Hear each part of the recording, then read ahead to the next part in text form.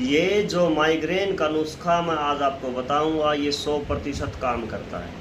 हमने जितने भी लोगों को दिया है इसने काम किया है, और ऐसा कोई भी आदमी हमें नहीं मिला, आदमी, महिला या बच्चा, जिसको माइग्रेन में जो है इससे लाभ ना हुआ। तो यदि आप माइग्रेन जैसी समस्या से पीड़ित हैं तो आप इस नुस्खे को ज़रूर प्रयोग करिए और निश्चित रूप से जो है आपको लाभ प्राप्त होगा। सबसे पहले इस नुस्खे को कैसे बनाना है ये मैं आपको बताता हूँ। बड़ी सरलता के साथ आप इसको अपने घर पर निर्माण कर सकते हो और इसका लाभ ले सकते हो। आपको करना क्या है, आप 20 ग्राम जटामासी ले आओ, 20 ग्राम अश्वगंधा ले आओ, बस 20 ग्राम सर्पगंधा ले आओ, 20 ग्राम बच ले आओ, 20 ग्राम शंखपुष्पी ले आओ, 20 ग्राम मंडूकपर्णी ले आओ, 20 ग्राम ले आओ ब्रह्मी। इस पूरी सामग्री को लेकर के आओ और अच्छे से कूट लो, खूब बारीक कूट के फिर इसको जो है कपड़े से छान लो। कपड़े से छान करके अब इसके अंदर जितना वज़न है, इसके अंदर जितना वज़न है उसकी आधी जो है आप मिश्री लेकर के आओ। मिश्री को अच्छे से कूट लो, उसको भी कपड़े से छान के इसके अंदर मिला दो। अब एक एक चम्मच सुबह शाम जो है गुनगुने दूध के साथ लेना शुरू कर दो। और साथ में जो है एक पंचगव्य घृत बनता है। पंचगव्य घृत बनाने की बड़ी सरल विधि मैं आपको बताता हूँ। विधि छोड़ो, पंचगव्य घृत तो आप कहीं से भी प्राप्त कर सकते हो। यदि पंचगव्य घृत ना मिले तो आप गाय का घी ले लो। गाय के घी की 2-2 बूंद जो है सुबह शाम दोनों नासा छिद्रों में डालनी शुरू कर दो। आपको जो है मात्र 20 या 22 दिन में जो है रिजल्ट मिल जाएगा। और रिज़ल्ट भी ऐसा मिल जाएगा कि आप महसूस करने लगोगे कहीं मैं ठीक ना हो गया हूँ।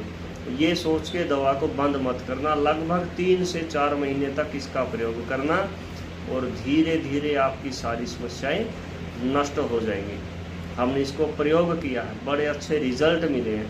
इसका एक और लाभ बताता हूँ मैं, इससे याददाश्त भी तेज़ होती है। यदि आपको सपने ज़्यादा आते हैं तो ज़्यादा सपने आने रुक जाते हैं। यदि आप नींद में चलते हो तो नींद में चलना रुक जाते हो। यदि आपके बाल समय से पहले सफ़ेद हो गए हों तो आपके बाल सफ़ेद होने रुक जाएंगे। तो ये बड़ा ही चमत्कारी और बड़ा प्रभावी नुस्खा है। अब इसका लाभ क्यों है, यदि आप लॉजिक पे जाना चाहते हो तो लॉजिक ये है। सबसे पहला लॉजिक मैं आपको बताता हूँ। गाय का घी यदि आप नाक में डालते हो तो उससे क्या होता है, नाक जो हमारे नाक को नासा द्वार कहा गया है। नासा द्वार किसका है, मस्तिष्क का। हमारे दिमाग का जो द्वार है वो हमारा मस्तिष्क है। यानी हमें यदि दिमाग के अंदर दवा डायरेक्ट पहुंचानी है तो हमारी नाक के माध्यम से जाएगी। तो नाक में जब हम घी लगाते हैं तो उससे हमारे दिमाग में तरावट आती है। और जो ब्रह्मी, शंखपुष्पी, जटामासी, अश्वगंधा, सर्पगंधा, बच, मंडूकपर्णी, ये जो सभी औषधियाँ होती हैं इसमें से 2 औषधियाँ आप हटा दो। वो 2 औषधियाँ हैं सर्पगंधा और अश्वगंधा। ये 2 औषधियाँ ऐसी हैं जो दिमाग में तरावट कम लेकर के आएंगी लेकिन दिमाग को शांति प्रदान करेंगी।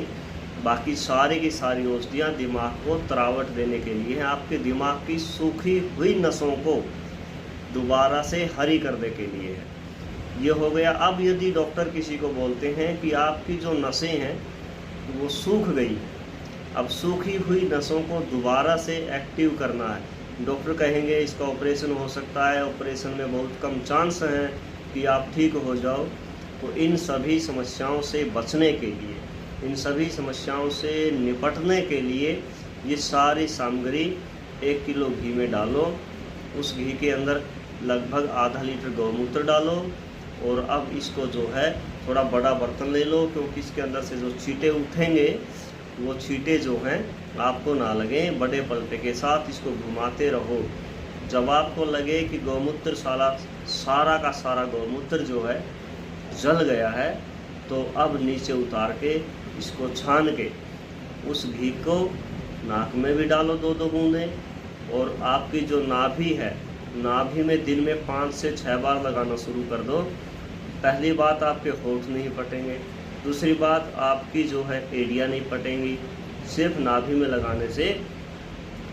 तीसरी बात जो है, आपकी नसों को तरावट होगी। सीधा जिस भी नस को जहाँ भी ज़रूरत होगी वहीं जाएगा। बीच में कोई टोल प्लाजा नहीं आने वाला, कोई रुकावट नहीं आने वाली, कोई ट्रैफिक नहीं आने वाला, कोई ट्रैफिक हवलदार नहीं आने वाला। यानी आपके घी नाभि से जो गाड़ी चलेगी उस घी को लेकर के वो सीधा वहीं जाएगी। जो भी नस कमज़ोर होगी, अब आपको उसका पता हो या ना हो, पर वो काम हर नस में जा कर के करेगी।